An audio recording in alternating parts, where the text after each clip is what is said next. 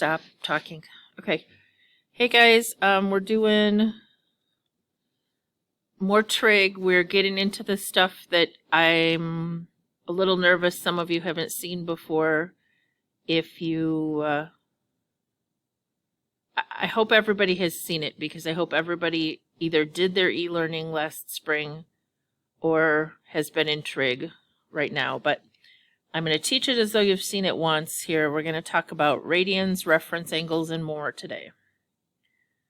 All right, so this is just a quick review of some vocab. When you measure an angle, there are two rays we're using, and when we talk about an angle in standard position, we're going to use the positive x-axis as the initial ray, and we measure around in a counterclockwise direction for positive, in a clockwise direction for negative. We measure until we reach what we call the terminal side.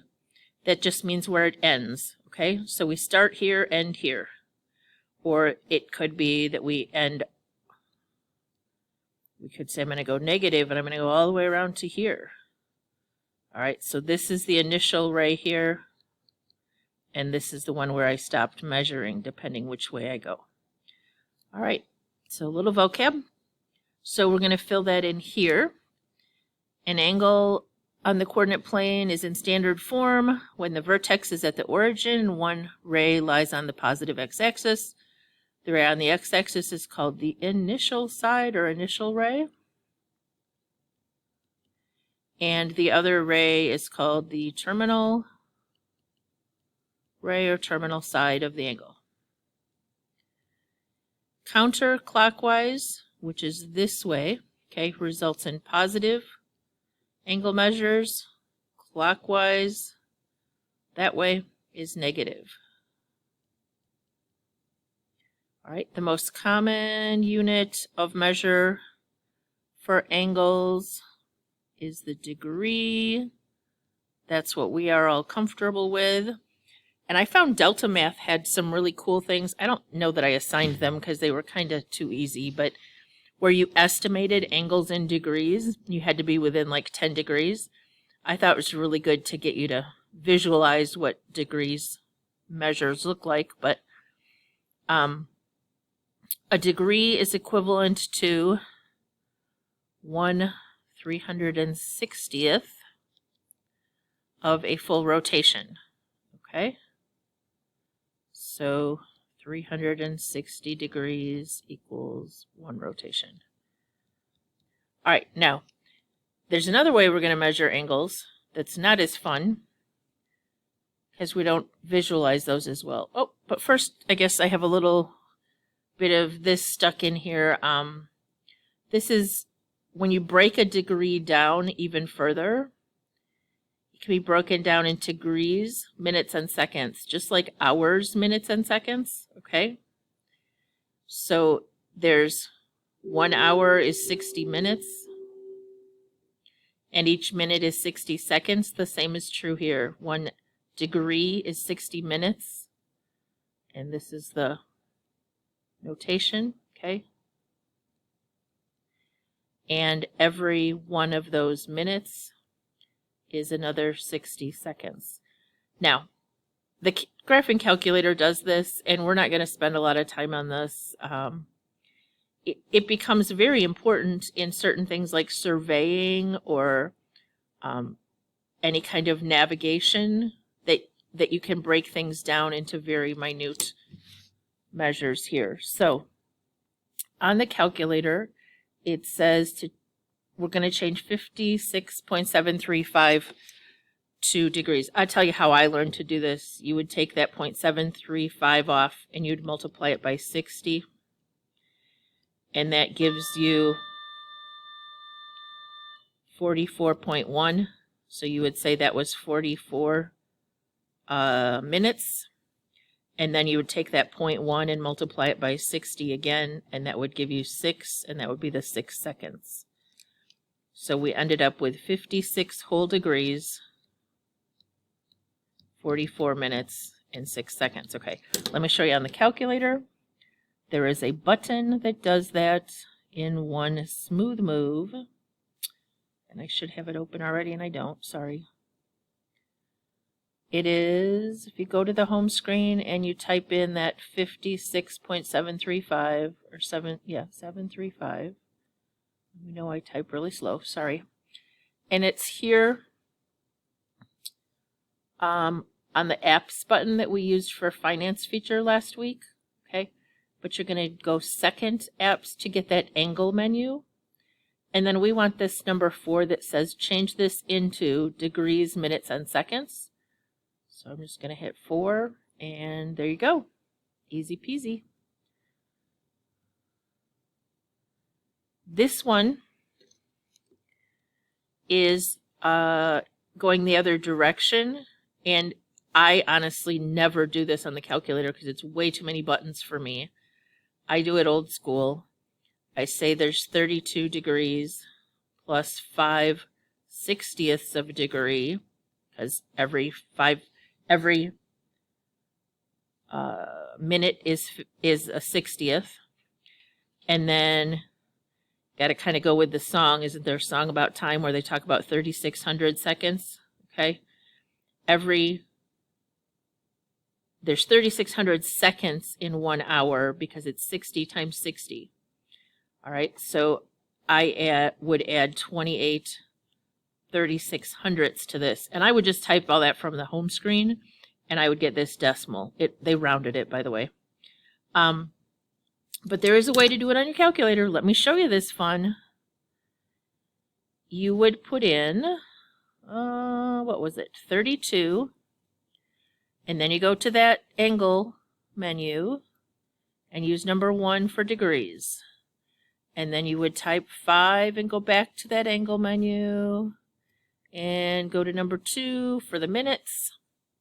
And then you would type 28. But the seconds is also a quote, and it's used a lot in programming. So it is actually on the face of your calculator. It is, I can't see, second plus, I believe, or alpha plus. Let's try it. I can't see it. There we go. Alpha plus, okay, is where the little quotes are. And again, it's because they're used a lot in programming, so they're right on the front of the calculator. Then you'd push enter and you'd get this, and then they rounded it to the thousandths. All right, I'm spending too long on something we're not going to do much of, so I'm just going to quickly do these last two. You would type this in, 213.875. You have this one on your notes, I believe. And you want degrees, minutes, seconds, so you would go second apps, choice 4, and you'd write down 213 degrees. Oh, that didn't work out so well for me. 52 minutes and 30 seconds. Okay. And this one, I swear it would be much faster for me to type 89 plus 56/60ths plus 7 3600ths, even with Hofbauer's slow typing. There you go. But we'll do it the long way. 89 second apps degrees, 56 second apps minutes, and 7 alpha plus to get that little symbol. Same answer. Okay? I don't know. It wasn't any faster or slower either way, probably. All right, I'm just going to slide that on here so you have it in the notes. Okay. Oh, look there. I gave you some extra information about that. All right, a radian is another way to measure an angle. A radian is a unit of angle measure, and I'm really sad that I can't do this with you in person. Maybe I'll do it in a meet. But if I took a piece of string and I drew a circle using that piece of string as the radius, okay? And then I took that same piece of string and I started laying it around the edge of the circle. I'd go once, twice, 3 times, and it would make it around just short of 6 times, and there'd be a little left. That's because this radius right here, the length of this radius measured as a piece of the circumference, okay, is how much of an angle measures out a radian. So let me say that again. If I took this red piece of string right here and I laid it along the edge, that distance of turn around to there is 1 radian. I like to show that, but it's pretty hard to do here. So 360 degrees all the way around would be 2 pi radians, or 6.28, guys. The radians, everybody thinks when you say radians, it has to have a pi. It doesn't, okay? To be exact, it probably has to have a pi, or that's not true either. It could just be 5 radians, okay? We often see answers with pi's in them for radians, but it doesn't have to. All right, so did I miss anything up here? All right, so 180 would be half of that, or pi radians. So this is what we use to convert back and forth. And I just use dimensional analysis in my little pea brain. I go, okay, I have 30 degrees. So I need the degrees to go on the bottom. And I know 180 degrees is 1 pi radians. So if I put this on the bottom, the degrees will cancel out. And I would get 30 pi over 180 radians. And that reduces to 1/6, or pi over 6. So I just use dimensional analysis. I don't try to keep straight in my head which one is which. All right. This is a really important concept, and it's slipped on the bottom here. It says if you have 2 angles with the same initial and terminal sides, but different measures, they're called coterminal. Okay, coterminal. It's another name that will end in the same place. Terminal meant where it ended, right? So we're going to practice that idea, I think, here in a second. Yeah, there's some extra information on radians and degrees. Oh, the only important thing here is that it says when you see a number, like if I wrote this, an angle theta is this, because there's no label, you have to assume it's radians. Radians are these really weird labels that magically appear and disappear. I got to tell you, when we get to angular and linear velocity, it gets even weirder, okay? But this is just leaving no label is radians. All right, here's a little converting fun. I'm going to do about 2 of each, I think. Let's see. This one is degrees. So the degree would have to cancel. I'd put it here. I can reduce off the 0, and I get negative 25 pi over 18 radians. I don't even think I need to do another degrees to radians, do I? Let's do a couple radians to degrees and call it a day. This one, down here maybe, this is currently radians, so I need radians to go in the denominator and degrees to go in the numerator. The pi would divide out. 30 would go in here 60 times, or you could just use your calculator. 13 times 60, yep. Hofbar's trying to do that in her head. 780 maybe? Let's check if I got it right. Once you divided out the pi, you could have just typed 13 times 180 going straight across. And then in the bottom, all we have left was a 30, I think it was, before I scribbled it out. Oh, should be 78 degrees. Yep, nope, Hofbauer is not helpful. I got a little carried away with my zeros there. So 78 degrees. Oh, that's because I didn't divide right. Oh my goodness. This should just be a 6. 30 into 180 went 6 times, so that's why 13 times 6 was only 78. Yep, I'm not remaking the video. You'll figure it out eventually. Okay. The only other one that really, you have to be careful if you do one like this. I'll try to get it right this time. 9 goes into 180 20 times. And 7 times 20 is 140. the pi's divide out, but you can't lose the negative. It is still a negative angle. That's indicating direction. This guy is the one that I'm worried about because this is actually already in radians. It says -1 radian. So you would have to put radians on the bottom and degrees on the top. So you could write it's a -180 over pi, because this pi does not divide out, and it's now in degrees. I would certainly type that into your calculator, and it's going to come out a decimal. -57.3, which, by the way, is what a radian is 57.3 degrees. Not that I have that stuck in my head or anything. A little short of 60, okay? All right, I'm going to assume you can change those. Here's a little more talk about that coterminal thing. So coterminal means it just ends at the same spot. So this angle that was measured in a positive direction and this angle that's measured in a negative direction are both coterminal. They end at the same spot here. Eventually that will mean they will have the same sine, cosine, tangent, etc. All right. So to have two positive coterminal angles, you could say, like, here's a 30-degree angle, but an angle that went all the way around and stopped here would be a 360 plus 30 or 390-degree angle, and that would be coterminal. So basically, in degrees, anytime you do what?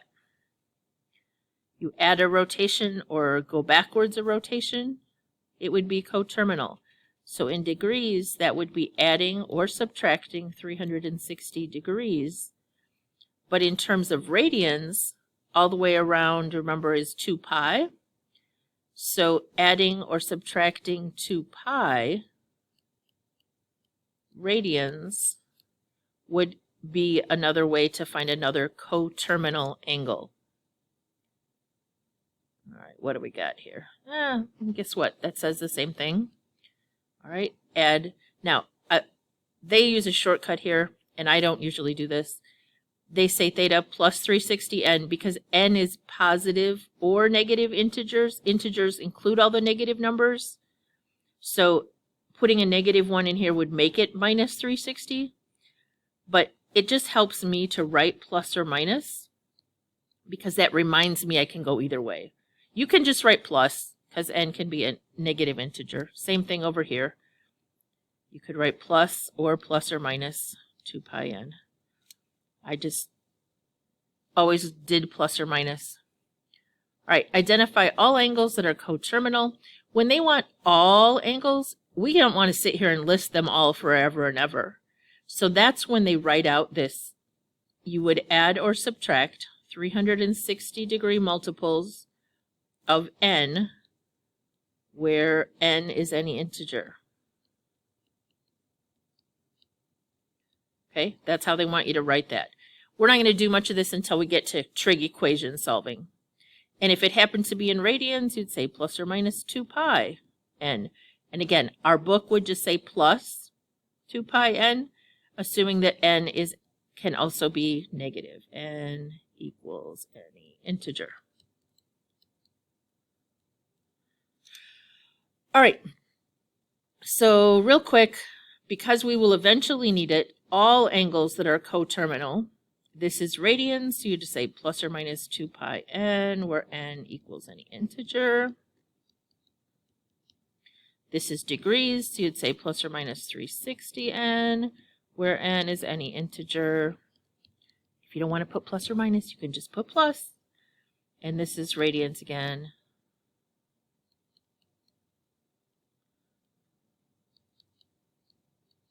Now, and eventually we'll get lazy and won't write that plus or minus any integer. Do I have some, though, where you have to give me a specific name? I'm going to give me one here. If we have a negative pi over 2 and I want a positive name, I would add 2 pi.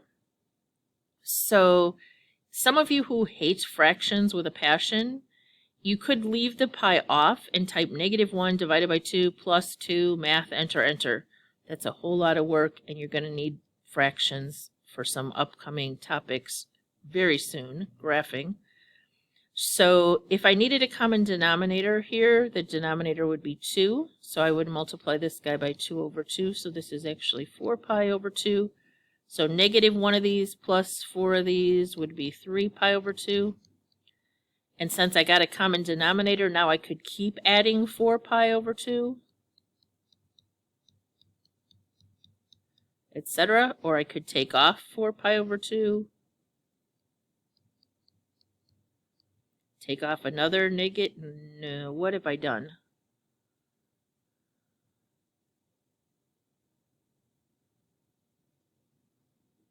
-1 plus 4 is 3. Oh, -1 minus 4 is -5. That's what I did wrong. I knew they weren't the same.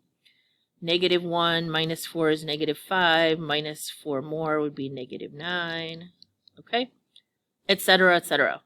It's easier with degrees because my little pea brain thinks in degrees. So I get 135 plus 360. Oops. It doesn't think well in degrees, does it? 495. And I could keep adding 360. Or I could do 135 minus 360. Yeah, and we know how well Hofbauer subtracts. -225. How did I do? Pretty sure that's right. Okay. And you could keep adding and subtracting. All right. This is not in your notes, but I always call this the bow tie, okay? The reference angles, when we measure anywhere on our coordinate plane here and we rotate around, we're going to measure the angle formed with the nearest x-axis. It cannot be with the y-axis. So if I draw it here, it's got to be back here, never to this axis. If I'm in this quadrant somewhere, it's got to be to this x-axis, never with the y-axis. Did I just say that wrong a minute ago? All right, down in this quadrant, no matter how close I am, it's always this axis. No matter how far away I am, it's always to the x-axis. Never to the y-axis here. I don't care what this angle is to the y. Now, I will use it. For example, if you told me I went, say, 260 degrees around, okay? In my little brain, that's right here. This is the 270 line. So I'm like, oh, I'm 10 degrees away here. But I really want to know this angle. So that is 80. So we could take 180 off that. And the reference angle here would be 80 degrees. Back to this line. It's got to be with the x-axis. All right. So we got some practice quick. Reference angle. Says, what do they want? I'm going to draw it, Searing form, reference angle, sketch. Okay. So I'm going to rotate 150 degrees, is past 90, but not to 180. If you're doing a nice job, it's closer to 180 than it is to the 90. So I'm going to draw it in there. If that's 150 degrees of rotation and this is 180, the reference angle, guys, is the angle in here that's to the 180 line, which would be 30 degrees, okay? A lot of times they'll use alpha for the reference angle. It's a little symbol I'm trying to use there, okay? Theta is this one, the rotation around. Not going to be picky on that right now, just telling you what I'm writing. All right, 315. Well, if you learn these 90s, we have 90, 180, 270. So it's past 270, and this would be 360 all the way around, and we want the angle from wherever this stops the rest of the way to the x-axis. So therefore, we're going to do 360 minus 315 and get that the reference angle in here is a 45-degree angle. All right, -240. Got to be careful. We're going this way. So here's -90, -180, negative 270. Oops, we were only supposed to go negative 240. So we're supposed to stop 30 degrees short of that. But 30 degrees is not the reference angle. Okay, we have to know how far to the x-axis down here. The angle it makes with the x would be 180, and how far past 180 did we go? Which would be 60 degrees, and a reference angle is always positive. All right, a reference angle is an acute, positive acute angle right there, it says that, formed by the terminal side on the x-axis. Okay. Now, these I know are not as fun. And honestly, for most students, this is where you change it to degrees because you can't figure out how to draw it unless you change it to degrees. But you do have to change it back to radians. Given an angle in radians, your answer needs to be in radians. I'm going to try to talk you through it in radians. Let's see, a pi over 3, well, pi is 180. So that's a 60, okay? So this is a 60, and there's 5 of them.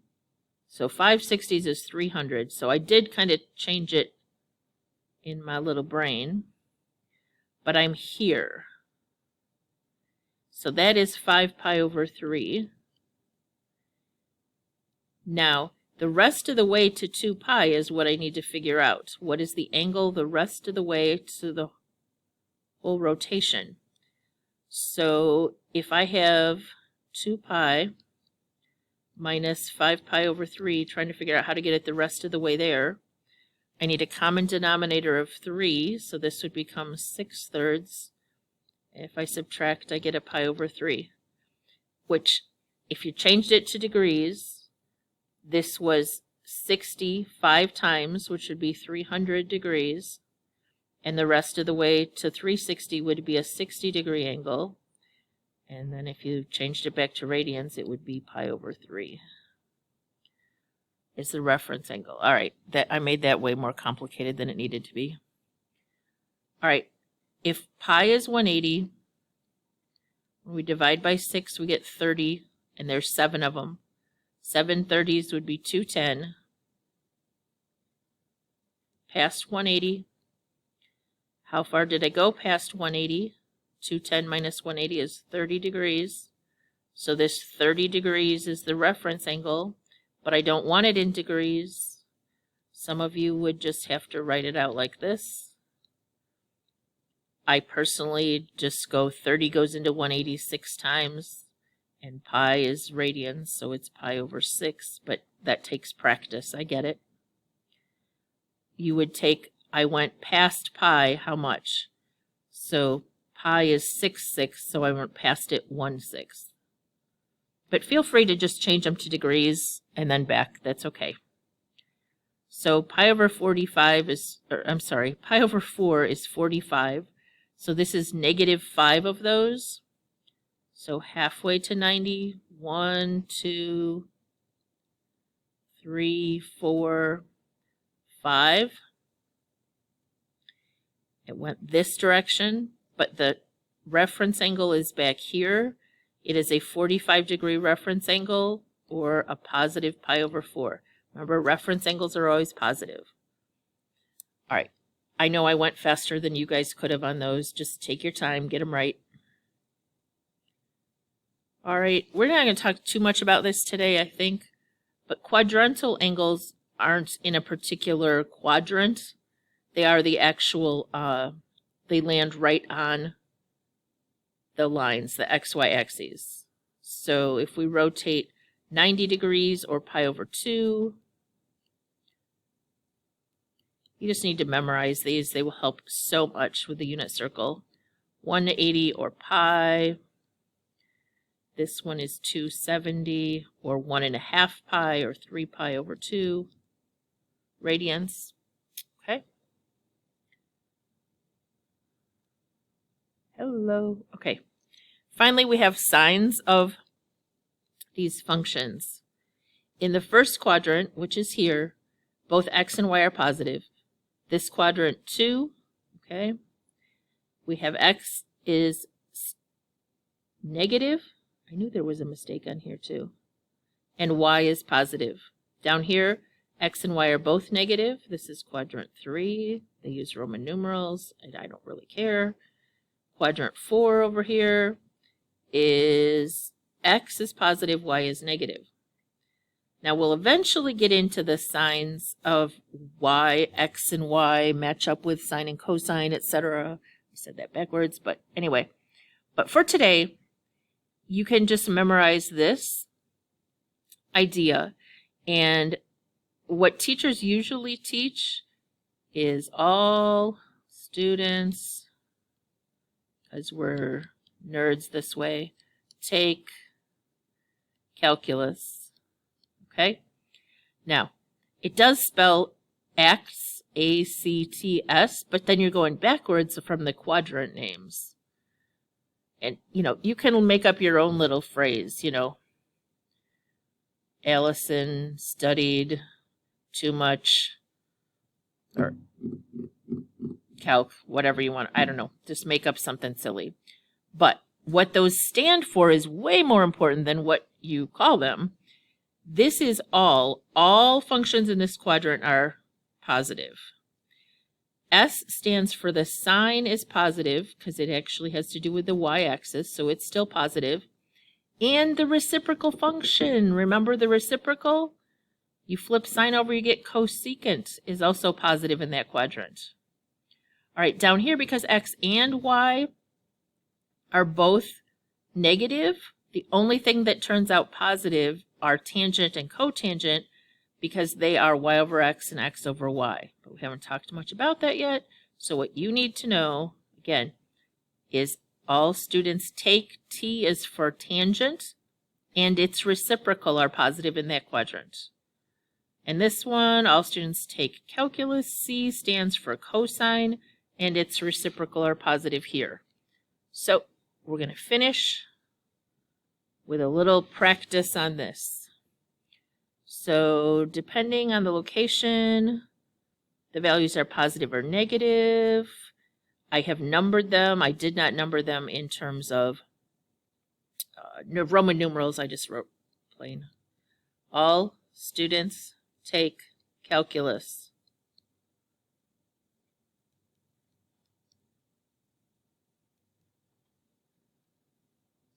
There we go. So quadrant 1, it says identify which are positive. So they are all positive. I'm not going to write them all out. Quadrant 2 is sine and its reciprocal cosecant. Quadrant 3, the T is for tangent and its reciprocal cotangent. And quadrant 4, the C here stands for cosine because the reciprocals were not, these are the basic 3 trig functions, okay? All sine, tangent, cosine. The reciprocal of cosine, though, would be secant is also positive in quadrant 4. All right, so if the cosine is, this is a greater than, please know that.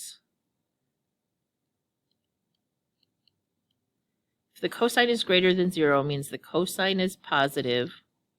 Which side does it have to be in? Well, it means the terminal side could be in quadrant 1 because they're all positive, or it could be in quadrant 4 because that's where cosine is positive. So 1 or 4.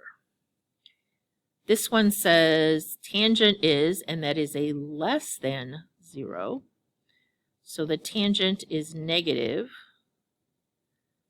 Well, they're all positive here. The tangent is positive here.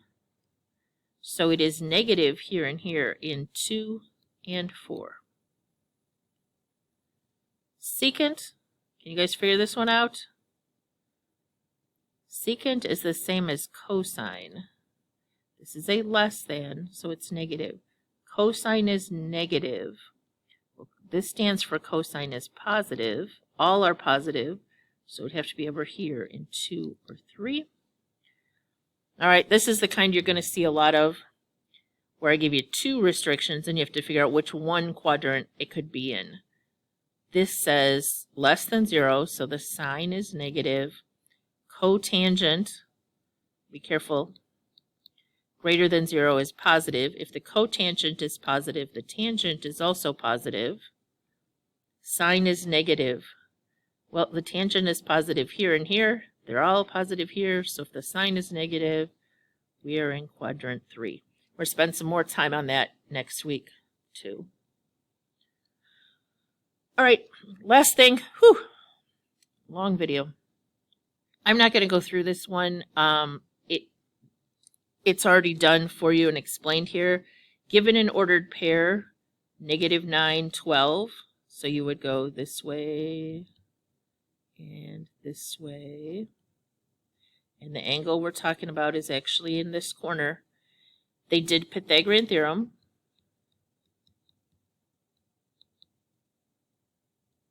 To find the radius or the hypotenuse here, whatever you want to call that, out to there.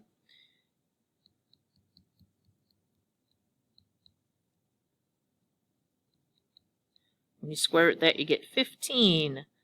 And then they found all of the functions. Please notice they did actually think of it as x over r, y over r, etc. We haven't talked a lot about those definitions yet. You can use your opposite adjacent hypotenuse definitions, but you have to use it from the angle here that it makes with the positive x, with the nearest x-axis, which in this case is the negative x-axis. All right, so we're going to talk through, I guess, both of these, though the first one is the one that's messy here. If we go 2 to the right and down 5, and we draw a triangle, remember, like a bow tie triangle, it's got to be to this x-axis here.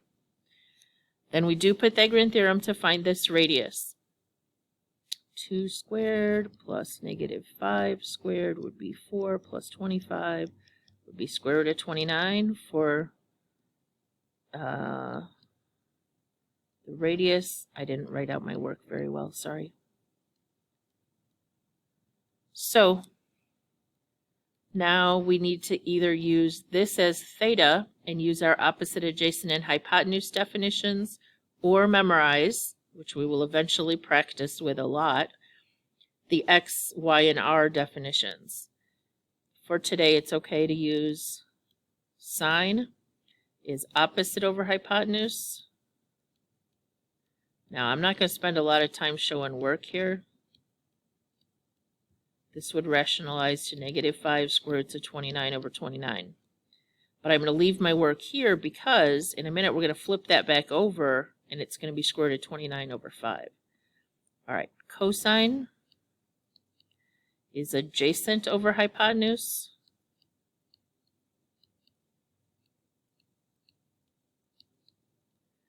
Tangent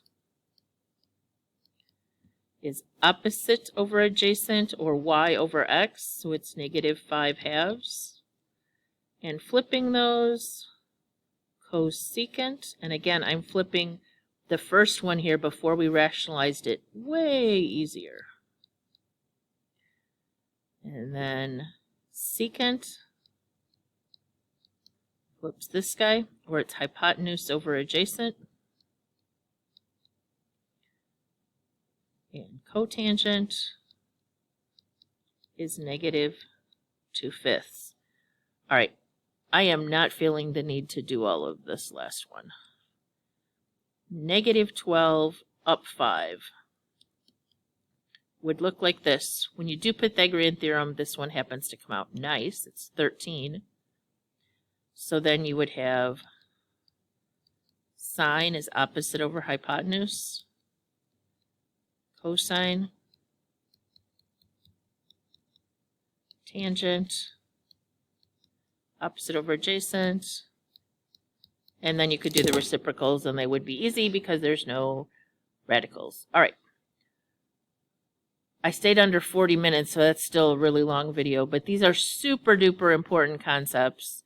And we did cover a few things that you don't really have to do on a test or quiz. That degree, minute, and second stuff I could have held off on. Have a good one, guys.